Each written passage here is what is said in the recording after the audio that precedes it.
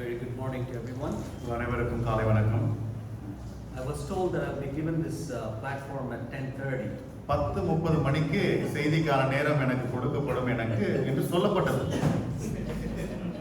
I don't want you to expect that I'll be shortening my message.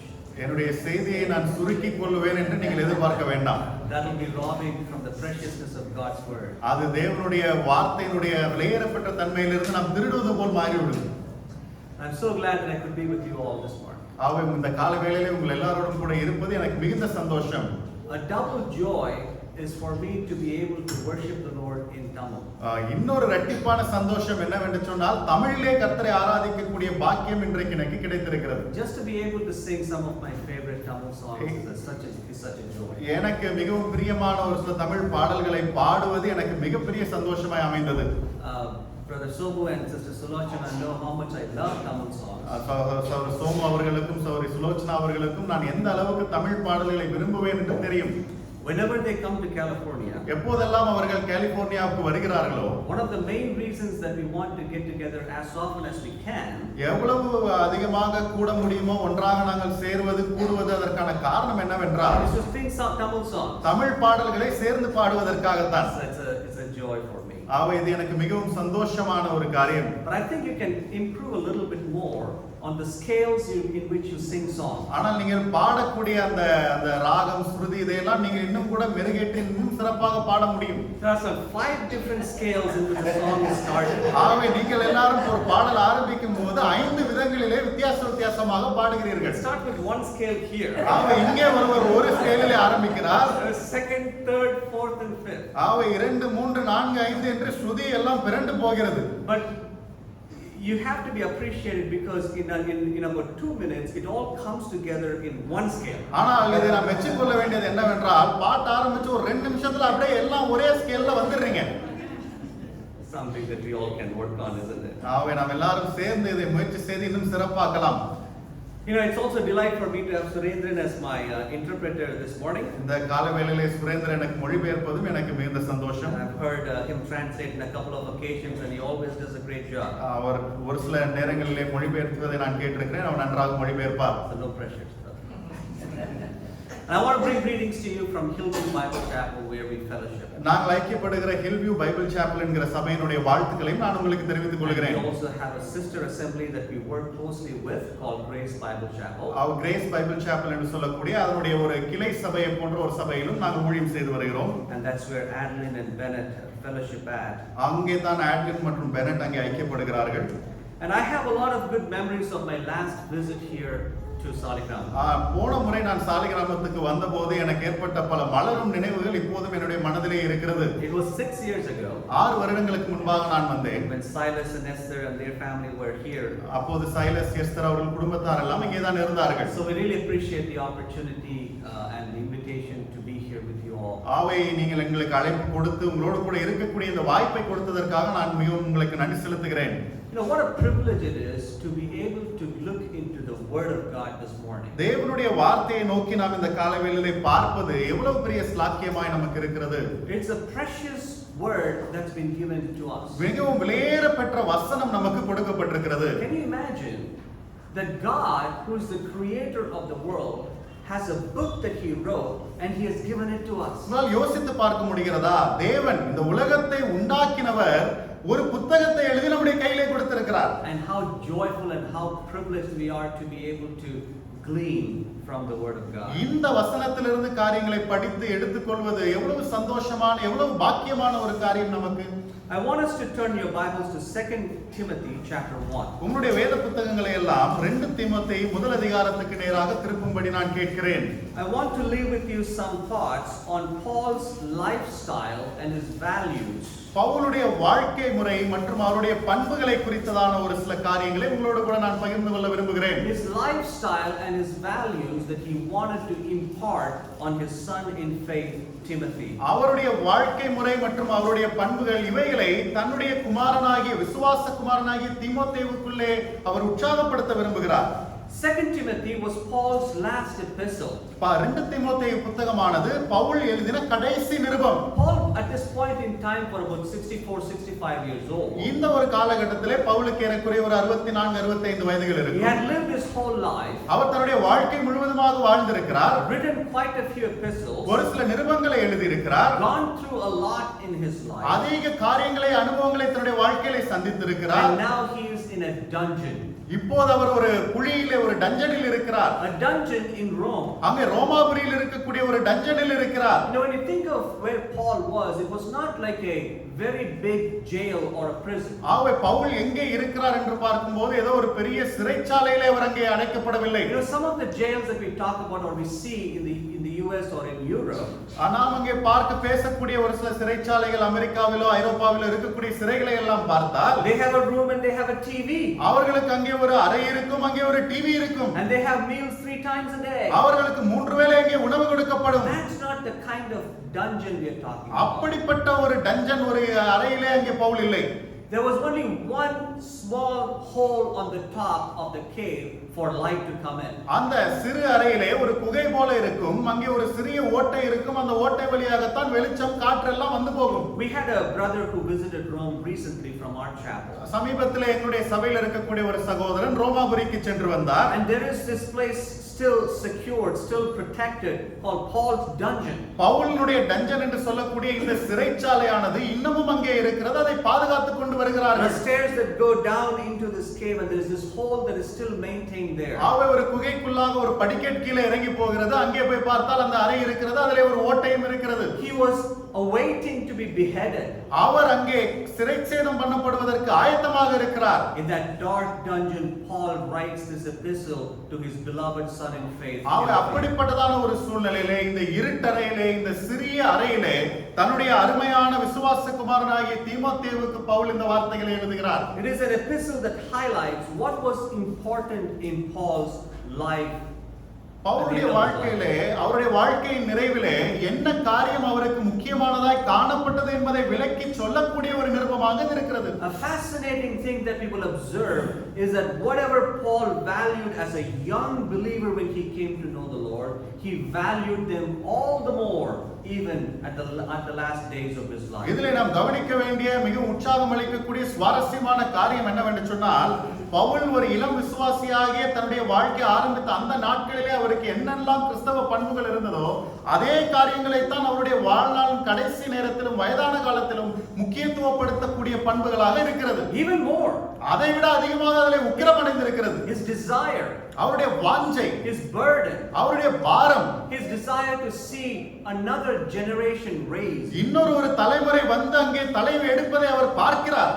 The importance of leaving a spiritual legacy. ஒரு ஆவிக்குரிய பாரம்பரியத்தை விட்டு செல்வது எவ்வளவு முக்கியம் என்பதை அவர் பார்க்கிறார். The importance of the foundation of God's word. தேவனுடைய வார்த்தையுடைய அஸ்திவாரம் எவ்வளவு முக்கியம் என்பதை அங்கே அவர் வலியுறுத்துகிறார். And he tells Timothy, retain the sound word. அதை பார்த்து தீமோத்தேயுவுக்கு சொல்லுகிறார், இந்த ஆரோக்கியமான உபதேசத்தை நீ பற்றி பிடித்துக்கொள் என்று சொல்லுகிறார். Don't go away from it. அந்த வார்த்தையை விட்டு நீ வழிவிலகி போக வேண்டாம். This morning I want to take you through part of chapter 1 to find where Paul's values lay. ஆவே இன்றைக்கு இந்த முதல் அதிகாரத்தினுடைய ஒரு சில வசனங்களிலே பவுலுடைய பண்புகள் எப்படிப்பட்டதாக இருக்கிறது என்பதை உங்களுக்கு நான் சுட்டி காண்பிக்க விரும்புகிறேன். Let's read from verse 3 to verse 12. 3 முதல் 12 வரை உள்ள வசனங்களை நாம் வாசிக்கலாம். I want to share 3 things that Paul valued. 2 தீமோத்தேயு முதல் அதிகாரம் 3 முதல் 12 வரை உள்ள வசனங்கள். இதிலே பவுல் மிகவும் மதித்த 3 பண்புகள் என்ன என்பதை நான் உங்களுக்கு சொல்ல விரும்புகிறேன். நான் இரவும் பகலும் இடைவிடாமல் என் ஜெபங்களில் உன்னை நினைத்து உன் கண்ணீரை ஞாபகம் பண்ணி சந்தோஷத்தால் நிறையப்படும்படிக்கு உன்னை காண வாஞ்சியாய் இருந்து உன்னில் உள்ள மாயமற்ற விசுவாசத்தை நினைவு கூறுகிறதினால் என் முன்னோர்கள் முதற்கொண்டு சுத்த மனசாட்சியோட ஆராதித்து வரும் தேவனை நான் ஸ்தோத்தரிக்கிறேன். அந்த விசுவாசம் முந்தி உன் பாட்டியாகிய லோபிசாளுக்குள்ளும் உன் தாயாகிய ஐனிக்காளுக்குள்ளும் நிலைத்திருந்தது, அது உனக்குள்ளும் நிலைத்திருக்கிறது என்று நிச்சயித்திருக்கிறேன். இது நிமித்தமாக நான் உன்மேல் என் கைகளை வைத்ததினால் உனக்கு உண்டான தேவ வரத்தை நீ அனல்மூட்டி எழுப்பி விடும்படி உனக்கு நினைப்பூட்டுகிறேன். தேவன் நமக்கு பயமுள்ள ஆவியை கொடாமல் பலமும் அன்பும் தெளிந்த புத்தியும் உள்ள ஆவியையே கொடுத்திருக்கிறார். ஆகையால் நம்முடைய கர்த்தரை பற்றிய சாட்சியை குறித்தாவது அவர் நிமித்தம் கட்டப்பட்டிருக்கிற எண்ணெய் குறித்தாவது நீ வெட்கப்படாமல் தேவ வல்லமைக்கேற்றபடி சுவிசேஷத்திற்காக என்னோடு கூட தீங்கு அனுபவி.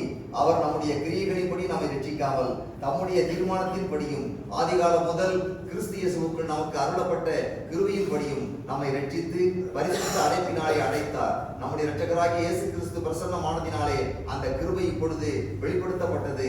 இவர் மரணத்தை பரிகரித்து ஜீவனையும் அடியாமையையும் சுவிசேஷத்தினாலே வெளியரங்கமாக்கினார். அதற்கு நான் பிரசங்கியாகவும் அப்போஸ்தலனாகவும் புறஜாதியாருக்கு போதகனாகவும் நியமிக்கப்பட்டேன். அது நிமித்தம் நான் இந்த பாடுகளையும் அனுபவிக்கிறேன். ஆயினும் நான் வெட்கப்படுகிறதில்லை. ஏனென்றால் நான் விசுவாசித்திருக்கிறவர் இன்னார் என்று அறிவேன். நான் அவரிடத்தில் ஒப்புக் கொடுத்ததை அவர் அந்நாள் வரைக்கும் காத்துக்கொள்ள வல்லவராய் இருக்கிறார் என்று நிச்சயித்திருக்கிறேன். We trust that the Lord will bless the reading of this passage to our spiritual lives. தேவன் தாமே நாம் வாசித்த இந்த வேத பகுதியை நம்முடைய ஆவிக்குரிய வாழ்க்கைக்கு ஆசீர்வதித்து தருவாராக. Three things that Paul valued. Pavul மதிக்கிற பவுலுடைய பண்பாக கொண்டிருக்கக்கூடிய மூன்று காரியங்கள். Number one, முதலாவதாக Paul's value for God's people that was reflected in his prayer life. தேவனுடைய ஜனங்கள் மீது பவுல் கொண்டிருக்கக்கூடிய நன்மதிப்பு அது அவருடைய ஜெப வாழ்க்கையின் மூலமாக வெளிப்படுகிறது. We see an exemplary life of Paul in his prayer. பவுலுடைய மிக ஒரு அசாதாரணமான வாழ்க்கை அவருடைய ஜெபத்திலே நாம் பார்க்கிறோம். We see a glimpse into Paul's prayer life here, isn't it? ஆக இந்த வசனங்களை வாசிக்கும் போது பவுலுடைய ஜெப வாழ்க்கையினுடைய ஒரு காட்சி நமக்கு காணப்படுகிறது. He says, I thank God. அவர் சொல்லுகிறார், நான் தேவனுக்கு நன்றி செலுத்துகிறேன். Thank God from where? எதிலிருந்து நன்றி செலுத்துகிறார்? எங்கே இருந்து? From a dungeon. ஒரு டஞ்சனில் இருந்தவர் அங்கே தேவனுக்கு நன்றி செலுத்துகிறார். You know, when you think of what words would come out of somebody's mouth in a dungeon, ஒரு இருட்டறையிலே சிறிய அறையிலே அடைக்கப்பட்ட ஒரு நபருடைய வாயிலிருந்து எப்படிப்பட்ட வார்த்தைகள் வரும் யோசித்து பாருங்க. probably not thanksgiving to God right away. தேவனுக்கு நன்றி சொல்லக்கூடிய வார்த்தைகள் ஒருவேளை வராது. Maybe it might come later some point in life, in their stay. ஏதோ அவர்கள் அங்கேயே அநேக நாள் இருக்கும்போது ரொம்ப நாள் கழிச்சு ஒருவேளை இப்படிப்பட்ட ஒரு வார்த்தை வாயில வரலாம். He begins with a word of thanksgiving. ஆனால் பவுல் ஆரம்பிக்கும் போதே தேவனுக்கு நன்றி சொல்லி தான் ஆரம்பிக்கிறார். What an example of Christian joy, isn't it? எவ்வளவு அற்புதமான கிறிஸ்தவ சந்தோஷத்துக்கான ஒரு முன்மாதிரியாக இது இருக்கிறது I பாருங்கள். thank God whom I serve with a clear conscience. நான் அங்கே சுத்த மனசாட்சியோடு சேவிக்கிற என்னுடைய தேவனுக்கு நான் நன்றி செலுத்துகிறேன். You know, the word serve here, நான் சேவிக்கிறேன் என்று அவர் இங்கே சொல்லக்கூடிய இந்த வார்த்தை, it is a term that is reserved to serve God in a worshipful way. அவர் ஆராதிக்கக்கூடிய ஒரு மனப்பான்மையோடு தேவனுக்கு சேவை செய்யக்கூடியதை குறிக்கிறதா இருக்கிறது. It is not the word for serving that is used in service or like a deaconing work. ஆவே இது ஏதோ ஒரு வேறு விதமான ஒரு வேலை அல்லது ஒரு உதவிக்காரர் உதவி செய்யக்கூடிய வேலை என்கிறதான அர்த்தம் அல்ல. It is an exclusive term that is used to serve the Lord in worship. ஆவே தேவனை நான் ஆராதனை செய்து சேவிக்கிறேன். தமிழிலே சரியாக வந்திருக்கிறது, ஆராதித்து வரும் தேவனை நான் ஸ்தோத்திரிக்கிறேன். I like it very much.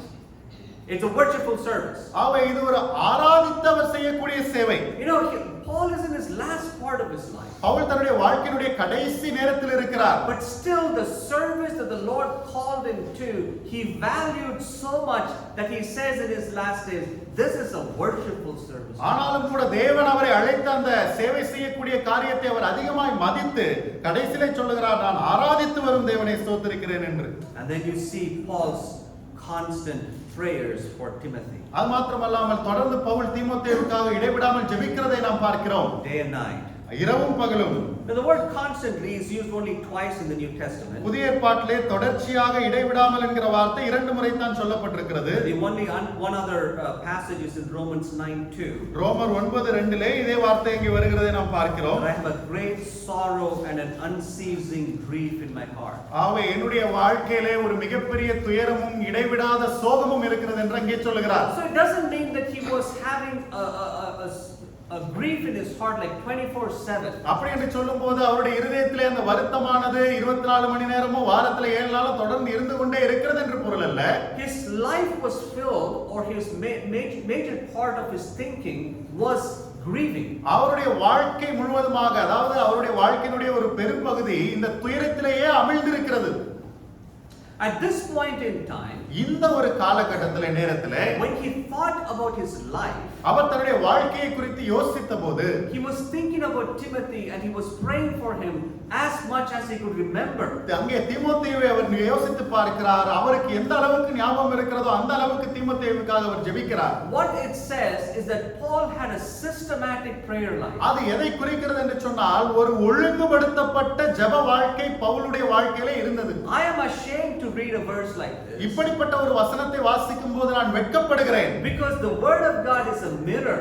ஏனென்றால் தேவனுடைய வசனமானது ஒரு கண்ணாடியை போல் இருக்கிறது. The first thing that I want to think about is what kind of a systematic prayer life do I have? நான் யோசிக்க விரும்புகிற முதலாவது காரியம் என்னவென்றால் எப்படிப்பட்ட ஒழுங்குபடுத்தப்பட்ட ஜெப வாழ்க்கை எனக்கு இருக்கிறது. You know, there are some people who put me to shame when it comes to prayer. ஜெபத்தை குறித்து யோசிக்கும் போது ஒரு சில ஆட்களை பார்க்கும்போது நான் அவமானப்படுகிறேன். Last Sunday I was at Kilpaw. போன ஞாயிற்றுக்கிழமை நான் கீழ்பாக் சபையில் இருந்தேன். After I preached, a sister came to me. நான் அங்கே பிரசங்கம் பண்ணி முடித்த பிற்பாடு ஒரு சகோதரி எனக்காக வந்தார்கள். She talked to me for some time. ஒரு சில நேரம் என்னோடு கூட அவர்கள் பேசினார்கள். And she remembered Stephen's name. அவர்கள் ஸ்டீவனுடைய பெயரை ஞாபகம் வைத்திருந்தார்கள். And she did not remember my second son's name, and she said, "I'm sorry, I forgot his name. His name is Isaac." என்னுடைய இரண்டாவது மகனுடைய பெயர் அவர்களுக்கு ஞாபகம் இல்லை. அவர்கள் சொன்னார்கள், என்னை மன்னித்து விடுங்கள், அந்த பெயர் ஞாபகம் இல்லை, அவருடைய பெயர் ஐசக் என்று சொன்னேன். And she said, அவங்க சொன்னாங்க, "Every Friday I pray for you." ஒவ்வொரு வெள்ளிக்கிழமையும் நான் உங்களுக்காக ஜெபிக்கிறேன். I would never have guessed in a million years that this sister would pray for her family every Friday. கோடி வருஷங்கள் ஆயிருந்தாலும் நான் இதை யோசித்து கூட பார்த்திருக்க மாட்டேன். ஒவ்வொரு வெள்ளிக்கிழமையும் இந்த சகோதரி என்னுடைய குடும்பத்துக்காக ஜெபிக்கிறார்கள் என்று. I have a very dear friend in Singapore. சிங்கப்பூர்ல எனக்கு மிகவும் நெருங்கின நண்பர் ஒருவர் இருக்கிறார். And he sends verses every day, like 2 verses every day to a group of people, and I'm one of them. ஒவ்வொரு நாளும் காலையிலே 2 வசனங்களை அவர் அனுப்புவார். அந்த 2 வசனங்களை அனுப்பக்கூடிய அந்த கூட்ட மக்களிலே நானும் ஒருவன். And when I talked to him once, he said, அவரோடு கூட ஒரு முறை நான் பேசும்போது அவர் சொன்னார், "David, you can always remember this. David, நீ எப்போதும் இதை ஞாபகத்தில் வைத்துக் கொள்ளலாம். When you get that message, அந்த செய்தியை, குறுஞ்செய்தியை நீ பெற்றுக்கொள்ளும் போது, I would have already prayed for you that day. அந்த நாள் நான் உனக்காக ஏற்கனவே ஜெபித்திருப்பேன். It humbles me.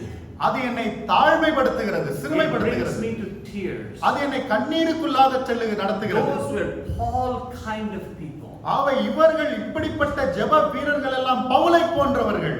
It was Paul's prayer life was a constant prayer life. பவுலுடைய ஜெப வாழ்க்கை பார்க்கும்போது இடைவிடாமல் நிலைவரமான ஒரு ஜெப வாழ்க்கை அவருக்கு இருந்தது. Not only a constant prayer life, his prayer life was a contemplative prayer life. அவருடைய ஜெப வாழ்க்கை ஒரு நிலைவரமான ஜெப வாழ்க்கை மாத்திரமல்ல, அது இப்போ சமயத்தை சம்பந்தப்படுத்தின ஒரு ஜெப வாழ்க்கையாக When இருக்கிறது. you look at the things that Paul recalls or brings to mind, Pavul எந்தெந்த காரியங்களை எல்லாம் நினைப்பூட்டுகிறார், எதையெல்லாம் வெளியே கொண்டு வருகிறார் என்று பார்க்கும்போது, he says in verse 4, 4வது வசனத்திலே அவர் சொல்லுகிறார், longing to see you even as I recall your tears.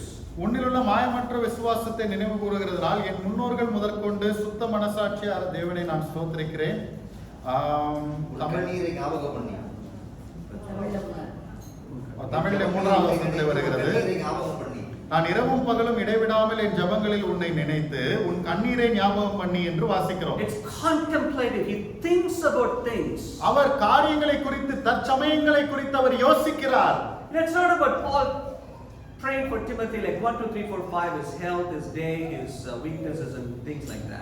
தீமோத்தேயை நினைக்கும் போது 1, 2, 3 நாள் அவருடைய ஆரோக்கியம், அவருடைய காரியங்கள் அப்படின்னு சொல்லி அவர் வரிசையாக ஜெபிக்கிறதில்லை. He was pouring his heart in his prayer, and he thinks about Timothy as a person in his life. தீமோத்தேயுவை குறித்து ஒரு நபராக தன்னுடைய வாழ்க்கையில கருதி தீமோத்தேயுவுக்காக தன்னுடைய இருதயத்தை ஊற்றி ஜெபிக்கிறார். Timothy, I remember your tears. தீமோத்தேயுவே, உன்னுடைய கண்ணீரை நான் நினைவு கூறுகிறேன். No, we don't know when Timothy shed his tears and Paul saw it. எப்போது தீமோத்தேயு கண்ணீர் விட்டா அதை எப்போ பவுல் பார்த்தாருன்னே நமக்கு தெரியாது. It's possible that it could have been when Paul called the Ephesian elders in Acts chapter 20. ஒருவேளை அங்க அப்போஸ்தலர் 20 அதிகாரத்திலே எபேசிய சபையினுடைய மூப்பர்களை அவர் அழைத்தபோது ஒருவேளை இது நடந்திருக்கலாம். Because Timothy is in Ephesus right now. அவர் இப்போது தீமோத்தேயு எபேசு பட்டணத்தில் இருக்கிறார். And they began to weep and they embraced Paul when Paul left. அவர்கள் அங்கே அழுவ ஆரம்பிக்கிறார்கள். பவுல் கடந்து போகும்போது அவரை அங்கே கட்டி தழுவுகிறார்கள். And probably Timothy was in the group of people who shed his tears. அந்த நேரத்திலே ஒரு கூட்ட மக்கள் கண்ணீர் சிந்தின போது தீமோத்தேயுவும் அங்கே இருந்திருக்கலாம். You know, tears in prayers or tears in ministry are not marks of weakness. ஜெபத்திலே ஊழியத்திலே கண்ணீர் ஏற்படும் என்று சொன்னால் அது எல்லாம் பலவீனத்தினுடைய அடையாளம் அல்ல. In fact, it can be a reflection of a heart that is tender and compassionate. சொல்ல வேண்டும் என்றால் ஒரு மனதுருக்கமுள்ள ஒரு இதமான இருதயத்தை குறிக்கக்கூடியதாக அது இருக்கிறது. In fact, I would say you must desire for something like that. அப்படிப்பட்ட ஒரு காரியத்துக்காக நீங்கள் ஏங்க வேண்டும் என்று நான் சொல்லுகிறேன். Maybe if you cry in your prayers or shed tear in your prayers, உங்களுடைய ஜெபத்திலே நீங்கள் அழுவீர்கள் என்றால் கண்ணீர் சிந்துவீர்கள் என்றால் maybe it shows that you are immersed into the life of that person or what the Lord is asking you to do. ஒருவேளை அந்த நபருடைய வாழ்க்கையில யாருக்காக ஜெபிக்கிறீர்களோ அவருடைய வாழ்க்கையில நீங்கள் மூழ்கி இருக்கிறீர்கள். கர்த்தர் உங்களை என்ன செய்ய சொல்லுகிறாரோ அதை நீங்கள் செய்கிறீர்கள். Paul shed tears. பவுல் கண்ணீர் சிந்தினார். He said in Acts 20 and verse 31. அப்போஸ்தலர் 20 அதிகாரம் 31 அவர் சொன்னார், remembering that night and day for a period of 3 years I did not cease to admonish each one with tears. ஆவே நான் 3 வருஷம் காலமாய் இரவும் பகலும் கண்ணீரோடு இடைவிடாமல் அவனுக்காக புத்தி சொல்லிக் கொண்டு வந்ததை நினைத்து விழித்திருங்கள். The Lord Jesus shed tears, didn't he? கர்த்தராகிய இயேசு கிறிஸ்து கண்ணீர் சிந்தினார் அல்லவா? He went to a funeral home. அவர் அங்கே ஒரு இடத்திலே மரித்த ஒரு வீட்டுக்கு போனார். What did he do?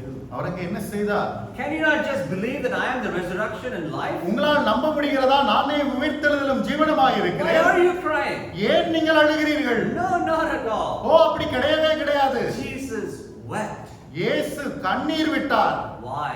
ஏன்? That was real tears that came out of a heart of compassion. ஒரு மனதுருக்கமுள்ள இதயத்திலிருந்து புறப்பட்டு வரக்கூடிய ஒரு உண்மையான கண்ணீர் அது. Luke 19:41 when he approached Jerusalem he saw the city and wept over it. லூக்கா 19வது அதிகாரம் 41வது வசனத்திலே அவர் அங்கே எருசலேம் பட்டணத்தை பார்த்தபோது எருசலேமே என்று கண் கலங்கி அழுதார். I've never shed tears for a city myself. நான் என்னுடைய ஒரு பட்டணத்துக்காக என்னுடைய வாழ்க்கையில கண்ணீர் சிந்தினதே கிடையாது. Have you shed tears for a city? ஏதாவது ஒரு குறிப்பிட்ட பட்டணத்துக்காக நீங்கள் கண்ணீர் சிந்தினது உண்டா?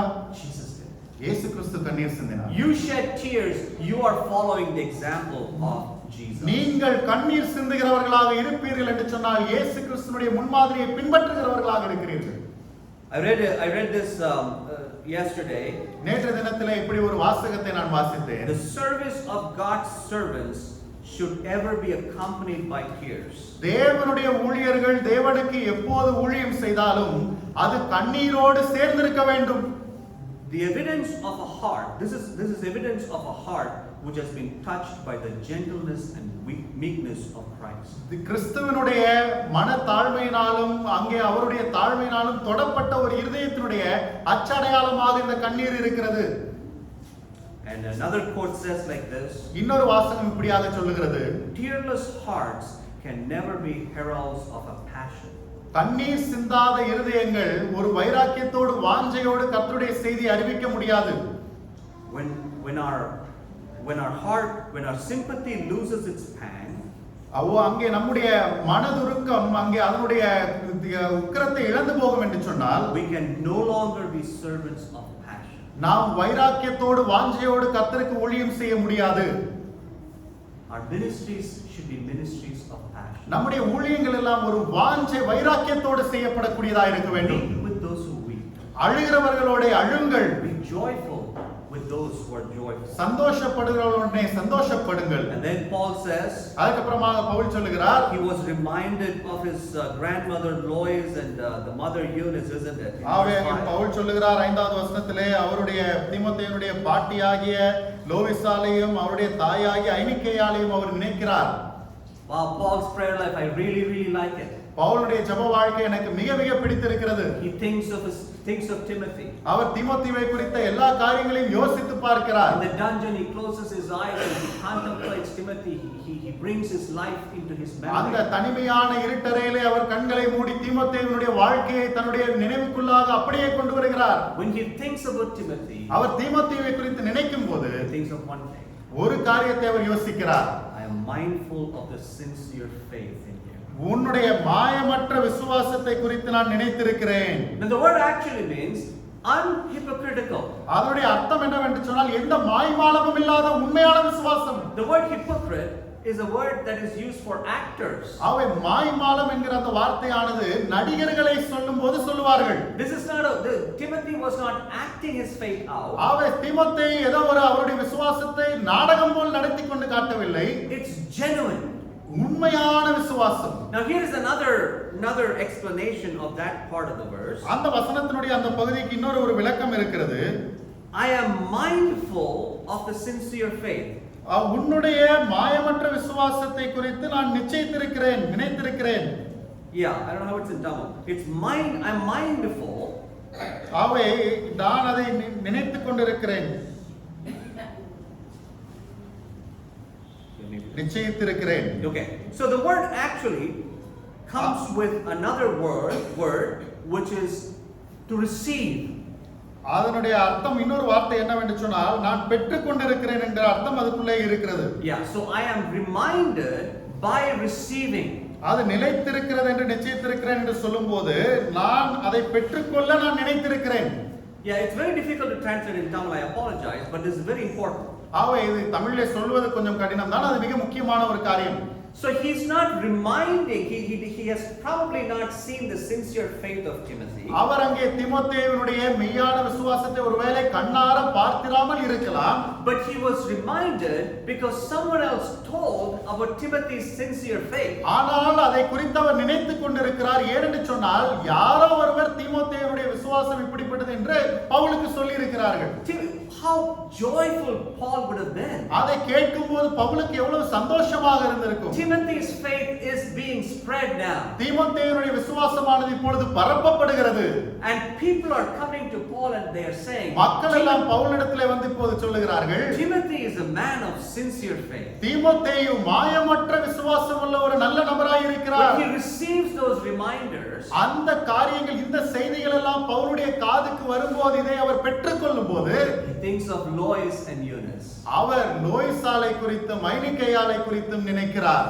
What a godly heritage, isn't it? எப்படிப்பட்ட ஒரு தெய்வீக பாரம்பரியத்தில் அவர் வருகிறார் பாருங்கள். Praise God.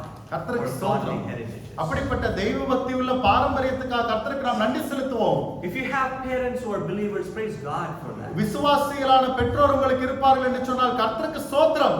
If you have grandparents that are believers, praise God. கர்த்தரை விசுவாசிக்கக்கூடிய தாத்தா பாட்டி உங்களுக்கு இருப்பார்கள் என்று சொன்னால் கர்த்தருக்கு நன்றி செலுத்துங்கள். And every time our brother and sister we meet, எப்போதெல்லாம் சகோதரனையும் சகோதரியும் நாங்கள் சந்திக்கிறோமோ, it's very rare that we miss talk about my parents. என்னுடைய பெற்றோரை குறித்து பேசாத தருணமே கிடையாது. And every time I go to the assembly on a Sunday morning, or most of the times I should say, ஒவ்வொரு நாளும் பெரும்பாலான நேரங்களிலே ஞாயிற்றுக்கிழமை காலையில் நான் சபைக்கு போகும்போதெல்லாம் we usually, when we get into the car, the first thing is we pray as we drive. நாங்கள் எப்போதெல்லாம் காரில் ஏறுவோமோ அங்கே கார் ஆரம்பிப்பதற்கு முன்பாக நாங்கள் ஜெபித்து விட்டு தான் நாங்கள் So போவோம். when I pray before going to the break of bread meeting, ஆகவே அந்த அப்பம் விற்கக்கூடிய ஆராதனை கூட்டத்துக்கு போவதற்கு முன்பாக நாங்கள் ஜெபிக்கும் போது most often I thank the Lord for my parents and Beula's parents. பெரும்பாலான சமயங்களிலே என்னுடைய பெற்றோருக்காகவும் பியூலாவினுடைய பெற்றோருக்காகவும் நான் கர்த்தருக்கு நன்றி செலுத்துவேன். The choices they made in their life, அவர்களுடைய வாழ்க்கையிலே அவர்கள் செய்த அந்த தெரிந்து கொள்ளுதல், the love for God that they had, கர்த்தருக்காக அவர்கள் கொண்டிருக்கக்கூடிய அன்பின் வைராக்கியம் has been imparted on to us. அந்த காரியங்கள் எல்லாம் எங்களுக்குள்ளாக செலுத்தப்பட்டிருக்கிறது. How beautiful it is to remember that there are people in our heritage that have loved the Lord. அவை எவ்வளவு அழகான ஒரு காரியம் இது. நம்முடைய பாரம்பரியத்திலே நம்முடைய முன்னோர்கள் கர்த்தரை நேசிக்கக்கூடியவர்களாக இருப்பார்கள் என்று சொன்னால் அது அவ்வளவு அற்புதமான விஷயம். Paul's value for God's people was reflected in his prayers. அவை தேவ ஜனங்கள் மேல் பவுலுக்கு கொண்டிருக்கக்கூடிய அந்த மரியாதை நன்மதிப்பு அவருடைய ஜெபத்திலே வெளிப்படுகிறதை நாம் பார்க்கிறோம். And secondly, Paul's value for God's work was reflected in his reminders.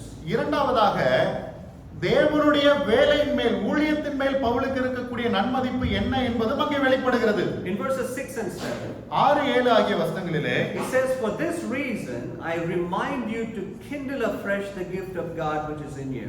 இது நிமித்தமாக நான் உன்மேல் என் கைகளை வைத்ததினால் உனக்கு உண்டான தேவ வரத்தை நீ அனல் மூட்டி எழுப்பி விடும்படி உனக்கு நினைப்பூட்டுகிறேன். Now in the earlier verses Paul talked about, like, he used words like recall and remember and remind. ஆகவே இதற்கு முன்பாக இருக்கக்கூடிய வசனங்களிலே நான் நிலைத்திருக்கிறேன், நினைத்துக் கொண்டிருக்கிறேன், ஞாபகப்படுத்துகிறேன் என்றெல்லாம் சொல்லுகிறார். Now those were along the lines of those were brought to my memory. ஆகவே இந்த காரியங்கள் எல்லாம் அவருடைய நினைவுக்கு மற்றவர்களால் கொண்டு வரப்பட்ட காரியங்கள். But here is an active exhortation from Paul. ஆனால் இந்த இடத்திலே பவுல் நேரடியான ஒரு புத்திமதியை சொல்லுகிறார்.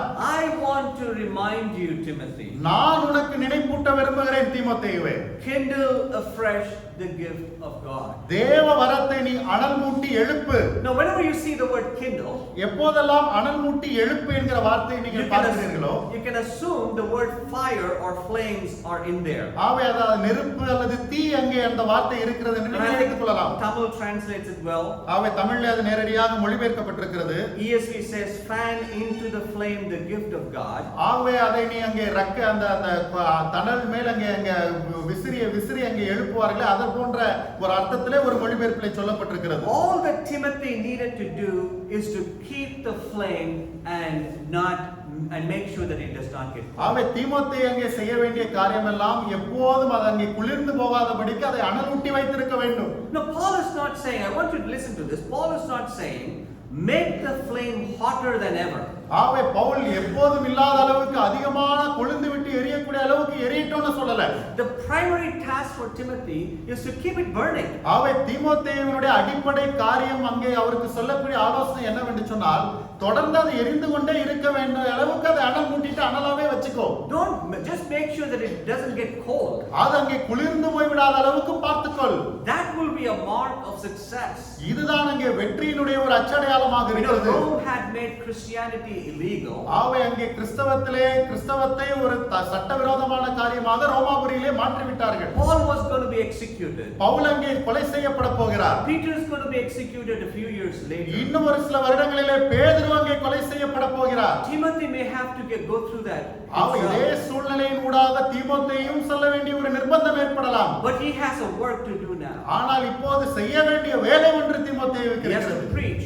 அவர் பிரசங்கிக்க வேண்டும். He has to minister. அவர் அங்கே ஊழியம் செய்ய வேண்டும். He has a race to run. அவர் ஓட வேண்டிய ஒரு ஓட்டம் இருக்கிறது. Timothy, don't let it get cold. தீமோத்தேயுவே, இதெல்லாம் குளிர்ந்து போய் விடாமல் பார்த்துக்கொள். William Booth said like this. William booth இப்படி சொன்னார், The tendency of fire is to go up.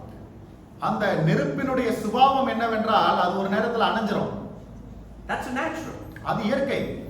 Watch the fire, he said. Watch the fire on the altar of your heart. ஆகவே அவர் சொல்கிறார், உன்னுடைய இருதயமாகிய பலிபீடத்தில் இருக்கக்கூடிய அந்த அனலை, அந்த நெருப்பை நீ கவனித்துக் கொண்டே இரு. Fire in our hearts can go down. நம்முடைய இருதயத்தில் இருக்கக்கூடிய அந்த நெருப்பு, அந்த அக்கினி ஒருவேளை அது அப்படியே தணிந்து போய் விடலாம். At least make sure it does not get cold. If not, it's getting hotter. அது ரொம்ப அங்கே அனலாக சூடாகணும்னு கூட அவசியம் இல்லை, ஆனால் குளிர்ந்து போகாத அளவுக்கு பார்த்துக் கொள்ளுங்கள். And look at the verse again. He says, for this reason. அந்த வசனத்தை பாருங்கள். இதன் நிமித்தமாக. For what reason? என்ன காரணத்துக்காக? Because he has godly heritage. அவருக்கு ஒரு தெய்வீக பாரம்பரியம் உண்டாயிருக்கிறபடினாலே. He had Lois, his grandmother. அவருடைய பாட்டியாகிய லோவிசால் இருக்கிறார். He had his mother Eunice. அவருடைய தாயாகிய ஐனிக்கையால் இருக்கிறார். Sincere faith, and in Timothy also sincere faith. மாயமற்ற விசுவாசம் அப்படியே தீமோத்தேயுவுக்கும் அந்த மாயமற்ற விசுவாசம். Because you have such rich heritage in your life, make sure that you don't lose that. இப்படிப்பட்ட ஒரு ஐஸ்வரியமுள்ள விசுவாச பாரம்பரியம் உனக்கு இருக்கிறதுனாலே நீ இதை இழந்து விடாதபடிக்கு ஜாக்கிரதையாயிரு. When such assets have been given to us, இப்படிப்பட்ட பெரிய சொத்துக்கள் எல்லாம் நமக்கு கொடுக்கப்பட்டிருக்கும் போது, it is sometimes very depressing and very sad to see some of the children of godly saints not follow the Lord. இப்படிப்பட்ட காரியங்களை எல்லாம் பெற்றுக்கொண்டும் கூட ஒரு சில நேரங்களிலே தேவ பிள்ளைகள் கர்த்தரை பின்பற்றாமல் இதையெல்லாம் கண்டுகொள்ளாமல் இருப்பது மிகவும் மன அழுத்தத்தையும் வருத்தத்தையும் கொடுக்கிறது. If you are a parent here, இங்கே ஒரு பெற்றோராக நீங்கள் உட்கார்ந்திருப்பீர்கள் என்று சொன்னால், if you are the first generation believers, ஒரு முதல் தலைமுறை விசுவாசியாக நீங்கள் இங்கே இருப்பீர்கள் என்று சொன்னால், you probably are like Lois. நீங்கள் லோவிசாலை போல ஒருவேளை இருப்பீர்கள்.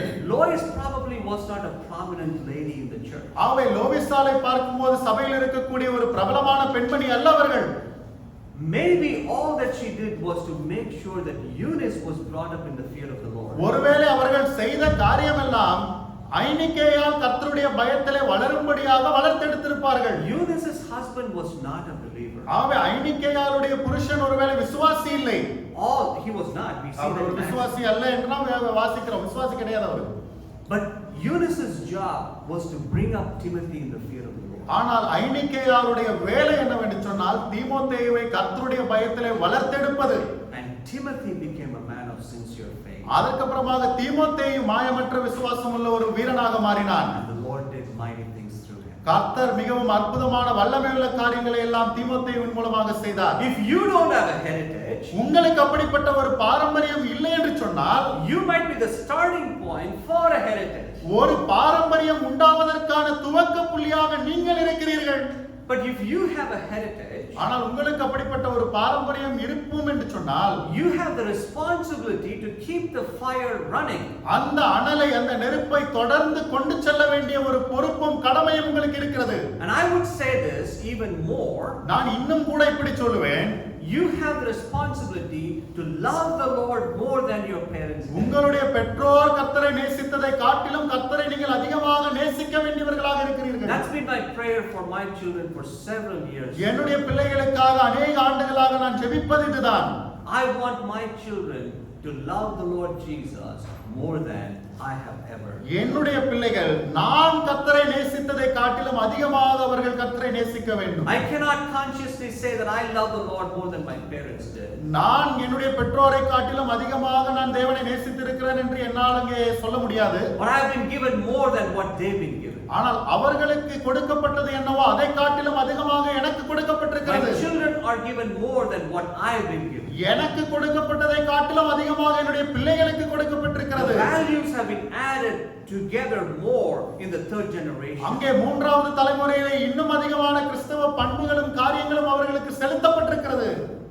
Don't underestimate the value of a rich heritage. ஆகவே இப்படிப்பட்ட ஒரு ஐஸ்வர்யமுள்ள பாரம்பரியத்தினுடைய மதிப்பை நாம் குறைத்து மதிப்பிடக் கூடாது. And thirdly, மூன்றாவதாக Paul's value for God's message தேவனுடைய that was reflected in his sufferings. ஆகவே தேவனுடைய செய்தியை குறித்து பவுலுக்கு இருந்த அந்த ஒரு நன்மதிப்பு, அதற்காக அவர் பாடுபட்டதை நாம் பார்க்கிறோம். Just if you're taking notes, the first one was Paul's value for God's people that was reflected in his prayers. ஆகவே நீங்கள் குறிப்பெடுத்துக் கொண்டிருப்பீர்கள் என்று சொன்னால் நான் அந்த மூன்று குறிப்புகளையும் திருப்பச் சொல்லுகிறேன். முதலாவதாக Paul's value for God's people that was reflected in his prayers. Pavul தேவனுடைய ஜனங்களுக்கு மேலே நல்ல மதிப்பு வைத்தவராக இருந்தார். அது அவருடைய ஜெபத்திலே வெளிப்பட்டது. Paul's value for God's work that was reflected in his reminders. ஆகவே பவுல் தேவனுடைய ஊழியத்தின் மேலே நன்மதிப்பு வைத்திருந்தால் அது அவர் அங்கே காரியங்களை நினைப்பூட்டுகிறதிலே வெளிப்பட்டது. And thirdly, Paul's value for God's message that was reflected in his sufferings. மூன்றாவதாக பவுல் தேவனுடைய வசனத்தின் மேல் அந்த செய்திக்காக அதிக மதிப்பு வைத்திருந்தார். அதற்காக அவர் பாடுபட்டதன் மூலமாக அது வெளிப்பட்டது. What was God's message? தேவனுடைய செய்தி என்ன? God's message was the gospel message. தேவனுடைய செய்திதான் சுவிசேஷ செய்தி. Now Paul was passionate for the gospel from day one. முதலாவது நாள் துவங்கி இந்த சுவிசேஷ செய்திக்காக பவுல் வைராக்கியம் கொண்டிருந்தார். Now Paul is going to be taken to the gallows maybe in a few days time or a few weeks time. அவ இன்னும் ஒரு சில நாட்களிலே அல்லது ஒரு சில வாரங்களிலே அவரை இங்கே தலையை வெட்டுவதற்காக கொண்டு போக போகிறார்கள். But you see the passion of Paul for God's message did not come down even a bit. ஆனால் தேவனுடைய செய்தியை குறித்து பவுலுக்கு இருக்கக்கூடிய அந்த வைராக்கியமானது ஒரு துளி கூட குறையவில்லை. In Galatians, கலாத்தியரிலே probably his first epistle, அது அவர் எழுதின முதலாவது ஒரு நிருபமாக இருக்கிறது. he fought for the gospel. Our சுவிசேஷத்துக்காக போராடுகிறார். When the Judaizers crept in அந்த யூத மத ஆட்கள் எல்லாம் அங்கே உள்ளே நுழைந்தபோது to threaten the fundamentals of the gospel, அங்கே சுவிசேஷத்தினுடைய அஸ்திவாரத்திற்கு மேல் அவர்கள் அறைகூவல் விட்டபோது Paul was like, justification is by faith. Pavul அங்கே ஆணித்தரமாக சொன்னார், விசுவாசத்தினாலே தான் நீதிமான் பிழைப்பான். In the book of Romans he said, அங்கே ரோமர் புத்தகத்திலே அவர் சொல்லுகிறார், I am not ashamed of the gospel. நான் சுவிசேஷத்தை குறித்து நான் வெட்கப்படவில்லை. And he was never ashamed of the gospel. அவர் ஒருபோதும் சுவிசேஷத்தை குறித்து வெட்கப்பட்டவரும் கிடையாது. Now he is telling his son Timothy, இப்போது தன்னுடைய குமாரனாகிய தீமோத்தேயுவுக்கு சொல்லுகிறார். verse 8, 8வது வசனம், therefore do not be ashamed of the testimony of our Lord or me his prisoner. ஆகையால் நம்முடைய கர்த்தரை பற்றிய சாட்சியை குறித்தாவது அவர் நிமித்தம் கட்டப்பட்டிருக்கிற என்னை குறித்தாவது நீ வெட்கப்படாமல். Timothy, you are starting your ministry now. ஓ தீமோத்தேயுவே, உன்னுடைய ஊழியத்தை நீ இப்போது ஆரம்பிக்கிறாய். He was probably in his 20s maybe. ஒருவேளை 20 வயதுகளிலே அங்கே தீமோத்தேயு இருந்திருக்கலாம். Don't be ashamed of the gospel. நீ சுவிசேஷத்தை குறித்து வெட்கப்படாதே. But he also adds on to that. அதோடு கூட அவர் தொடர்ந்து சொல்லுகிறார், He says, join with me in the suffering for the gospel. தேவனுடைய வல்லமைக்கேற்றபடி சுவிசேஷத்திற்காக என்னோடே கூட தீங்கனுபவி. According to the power of God. தேவனுடைய வல்லமைக்கேற்றபடி. Now there is a relationship between knowing and seeing the power of God and suffering for the gospel. ஆவே தேவனுடைய வல்லமை அறிந்து அதை பார்ப்பதற்கும் சுவிசேஷத்திற்காக பாடுபடுவதற்கும் இடையிலே ஒரு உறவு இருக்கிறது, ஒரு வித்தியாசம் இருக்கிறது. In Philippians 3:10 Paul said that I may know him and the power of his resurrection and the fellowship of his sufferings. அங்கே பிலிப்பியர் 3:10 அவர் சொல்கிறார், நான் அவரை அறியவும் அவருடைய உயிர்த்தெழுதலின் வல்லமை அறியவும் அவருடைய பாடுகளின் ஐக்கியம் என்று சொல்கிறார். You know, there's no indicator at this point in time that Timothy was ashamed of the gospel. ஆவே இந்த ஒரு சூழ்நிலையிலே ஒருவேளை தீமோத்தேயு சுவிசேஷத்துக்காக வெட்கப்பட்டார் என்பதற்கான எந்த அறிகுறியும் கிடையாது. But here is an encouragement and a preemptive exhortation from the apostle. ஆனால் அப்போஸ்தலனாகிய பவுல் இங்கே ஒரு முன்னதாகவே ஒரு உற்சாகத்தையும் அவரை அங்கே பலப்படுத்தக்கூடிய வார்த்தைகளை சொல்லுகிறார். Why is it? ஏன் அப்படி சொல்லுகிறார்? Because it's a radical message. ஏனென்று சொன்னால் இது ஒரு புரட்சிகரமான செய்தி. Verse 9, he saved us and he called us. ஆவே 9வது வசனத்திலே நாம் வாசிக்கிறோம், அவர் நம்மை ரட்சித்திருக்கிறார், அவர் நம்மை அழைத்திருக்கிறார். 64-year-old man who was going to die, he is now thinking about the fact that Jesus saved him. ஆவே 64 வயதாய் இருக்கக்கூடிய ஒரு மனிதர் இன்னும் கொஞ்ச நாளிலே சாக போகிறார், ஆனால் இயேசு கிறிஸ்து தன்னை ரட்சித்தார் என்பதை அவர் நினைத்து பார்க்கிறார்.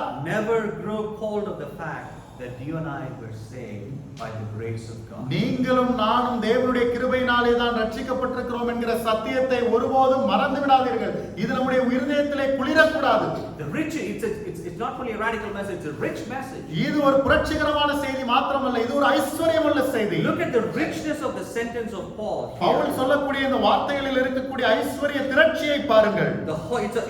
It's with a holy calling. இது ஒரு பரிசுத்தமுள்ள அழைப்பு. Not according to, but according to his purpose. அது அவருடைய நோக்கத்தின்படி அவர் நம்மை அழைத்திருக்கிறார். And grace. அவருடைய கிருபையினாலே ரட்சித்திருக்கிறார். Which was granted to us from all eternity. அது ஆதிகாலம் முதல் கிறிஸ்து இயேசுவுக்குள் நமக்கு அருளப்பட்டிருக்கிறது. It was revealed to us by the coming of Jesus. அது ஆண்டவராகிய இயேசு கிறிஸ்துவினுடைய வருகையின் மூலமாக நமக்கு வெளிப்படுத்தப்பட்டிருக்கிறது. He abolished death. அவர் அங்கே மரணத்தை பரிகரித்து brought life and immortality to light. ஜீவனையும் அழியாமையையும் சுவிசேஷத்தினாலே வெளியரங்கமாக்கினார். Through the gospel. சுவிசேஷத்தினாலே வெளியரங்கமாக்கினார். Through the gospel. சுவிசேஷத்தினாலே வெளியரங்கமாக்கினார். Oh boy, it's such a packed verse, isn't it? ஓ அருமையானவர்களே, எவ்வளவு சத்தியங்கள் திரண்டு கிடக்கிற வசனமாக இது இருக்கிறது. Paul valued God's message. தேவனுடைய செய்தியை Pavul மதித்தார். And finally, it's a reliable message also. கடைசியாக இது ஒரு நம்பத்தகுந்த செய்தியாகவும் இருக்கிறது.